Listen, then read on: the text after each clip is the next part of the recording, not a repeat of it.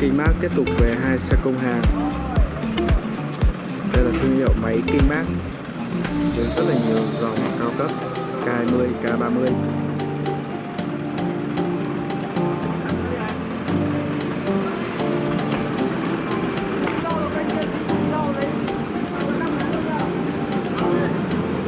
Hàng được bọc rất là cẩn thận, đảm bảo tình trạng nguyên vẹn khi vận chuyển về đến Trung Quốc.